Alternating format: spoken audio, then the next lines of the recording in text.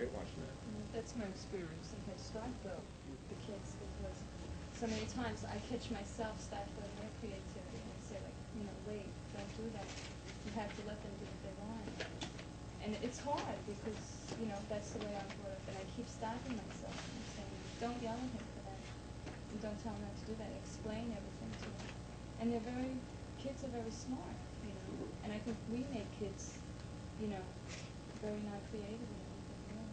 Donna, what about the tutoring you did? You had an experience with tutoring a student. Yeah. I tutored this boy. He's 14 years old, and he's in 7th grade. And he's a foster kid, and he's very bad. He's very bad in school. And I started tutoring him in November, and we opened the book maybe 4 times, and he was on 3rd grade level. And by the time now he's on 7th grade level, and we opened the book 4 times, and all we did was sit there and talk about each other and stuff. So, like, I feel that caring about a person, knowing them, letting them know you care about them, they expect more from themselves and pick up on things. See, people live up to their expectation that if you tell a kid that he's dumb, they put him in a D track, the kid will be dumb.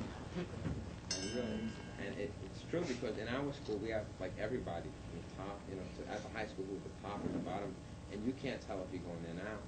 Everybody, you can never tell who is a top student or a bottom student. Yeah, we took a creativity test. What was it? 6 weeks after we went to the school, which is unbelievable. We're going to take it again, but the norm of the nation is 1.9, and our school, after in existence for 6 weeks, is 10.9. It's an unbelievable. What's that test like? We got another half to do, and that's going to be the follow-up. So we begin to share it here. I think will ruin some of the validity of it. We're going to do a follow-up now, even to see if there's been a new growth. And if I share the test with you, some of them will be taking it. I have some.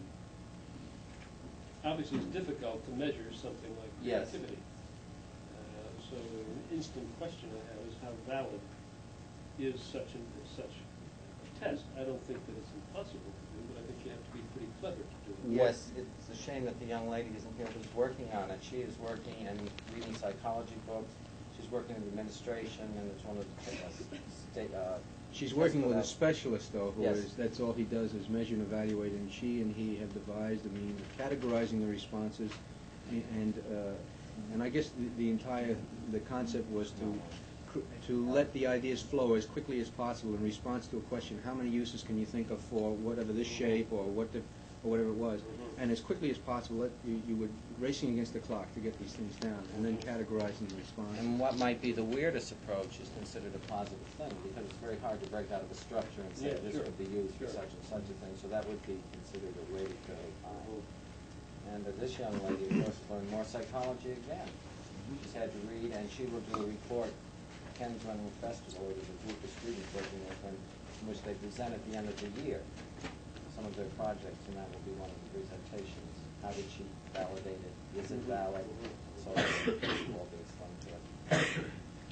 I don't think that some of the creativity is only lost when you're a child, because like I could never do any English, never learn vocabulary words, nothing like that, until I came to this school, and I took SATs at the beginning of this year, and like I did really, really bad. Like I was really upset that I didn't realize, like I looked at that mark and I didn't realize that I didn't know that much, I thought I knew more than that.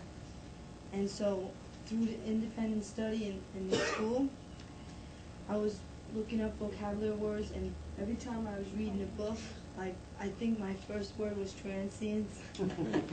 Every time I would read a book, I'd have to look up a word and find out, and like now, like even my parents and everyone else has seen the change in me, that really just because you're in a C-track class and people think that you don't know anything, that's not really true. And I had to take the nursing test in NLN, and I found that words that I've been using this year and speaking to other people and speaking to other people, presenting the school and such, like I really knew a lot of those words, like that was one thing that I was really happy about. Because I think I would have the self-motivation to define a word every time I didn't know it in that. Why don't you share how positive your growth has been in the sense of the reading language? where the teachers were, as a staff? Oh, yeah. Kenny and I, he's not here right now, but we went to McKnight Publishing Company, to the World of Communications to represent school. All this beauty in one perfect setting. It's either a dream.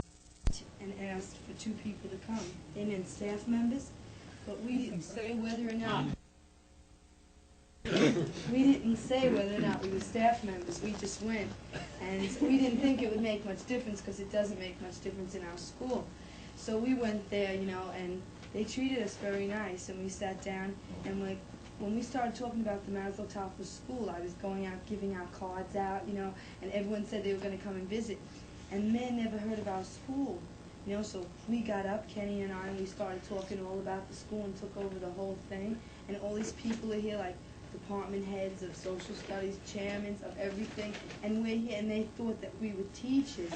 So after that, we're sitting down having coffee, and the man, department head of this whole thing, says, and what is your degree? What are you going into now? Oh, well, I'm going to graduate and maybe go on to nursing school. And I couldn't believe, it was phenomenal because he was saying, how old are you?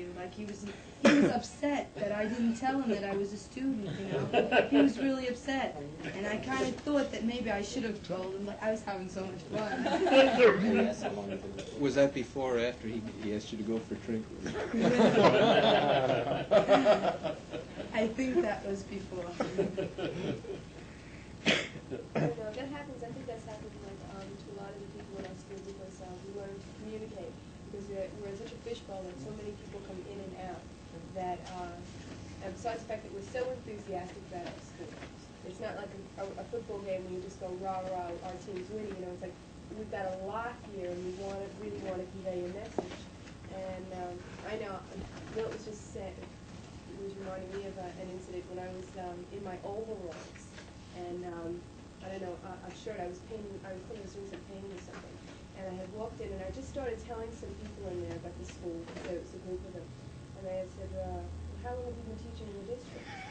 And you can see it if someone's dressed, as if you're dressing up and trying to convey this image, but it goes to show you, how important skills of communication are. And I really think I learned a lot in that area. Part of the school with me, like you see in the picture. There's lots of people in here that you see there. And that's also most of my photography. That's Bill says his surprise party. He was totally unaware of his That was a really good party. That was great. He's a yearbook that going to be put in the yearbook. We have our own little yearbook this year. That's a student teacher. Pictures are good. It's my sister's in the house. I don't know how I got it here. That's my girlfriend. They beat the usual yearbook pictures. I'll tell you that. Did they stop making yearbook yet? We're laying it out. I had to scrummage all these. They really mixed them all up for me, nicely. They had them all in a big pile. They were laying them out. I don't know whether anyone has shared with you the That's my fact photography teacher. that we have one of probably the finest darkroom in the entire district, and that includes the one at the production center, I would imagine. And it's been built and equipped. The things are in it that are equipped, that it's equipped with, are chosen by the people who put it together, and that work was done predominantly by All those people are students, and that he's rather unusual because he came out of the army. Didn't know where anything is until he found the school, Maldonado. Mm-hmm. Yes. The gentleman never wrote in his life, and his first writing was phenomenal. They showed him how to do high-level abstraction. That sounded like this New York Times book review had never written anything in his life.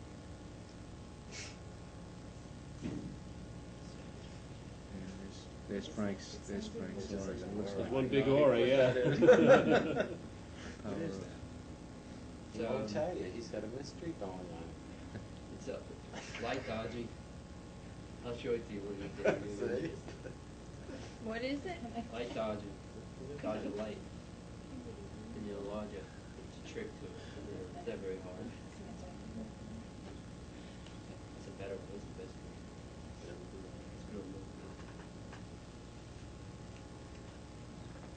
very surprised Pete Murray as a gym teacher.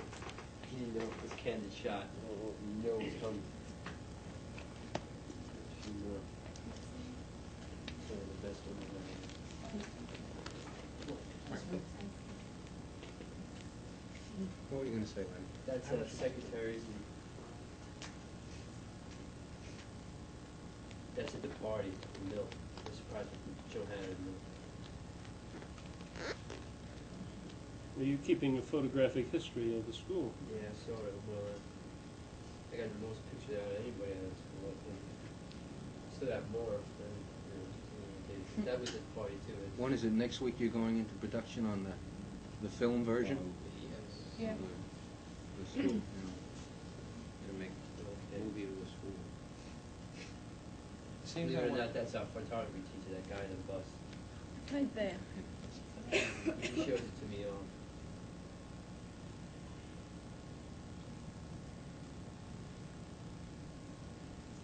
Seems when people like want to learn, when they have the motivation, there's so much more that you get out of it.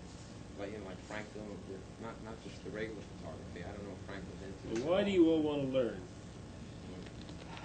Grow, I guess. Because I want to learn because I think that I found out that education is really important. That if I want to, like if I really want to do something in life, I really think I need an education. That's what I think. I don't know, I get a kick out of it. It's just, it's fun. See, Not the more, even the at a more I books learn, education. the more I learn, it's the more I can relate with people and just grow. And you need it to get along. How can you get along without being able to relate? If you don't learn, it gets boring. Might as well die. Right. That's it. we have an interesting statistic on that, and I always quote it wrong, but it's somewhere near that we have never mentioned college to any of our students since the time they have come into school. We've talked about education and what can they get out of it and why would they want to grow and so forth, but never college. And I think we're going to end up with the highest attendance percentage-wise in Somewhere college. in there, see that they should be, I think it's in the beanbag chair. That's Tory. And 22 students who Yeah, came that's to our the- principal. Go, just jump in anytime. 22 students. 22 students who came to the school who said they were not going to college, and we did not mention it, 70-some% of them are now going to college. County is one of those. What? County is one of those. Oh, yes? There are 23 students. So I probably... That's on yours.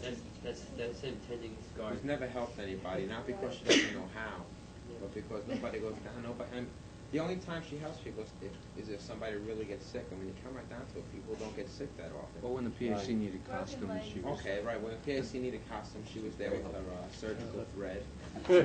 Surgical thread.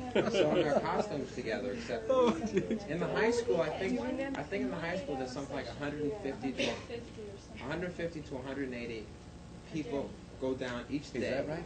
And in our school we've had a total. That's just one session. Okay, in our session. in one session there's 2 sessions. In our school we had a total. It's something like, well, the total number of injuries and then just regular sickness comes to 40. That was as of 2 weeks ago. For the whole year.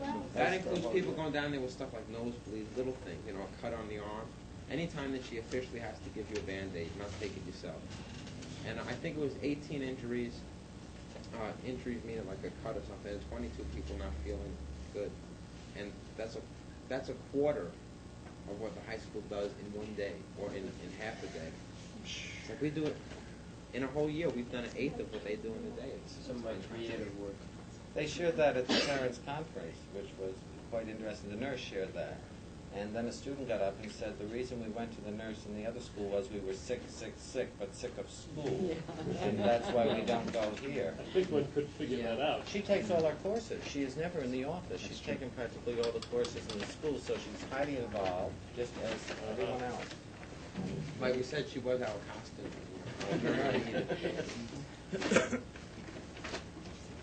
Will this kind of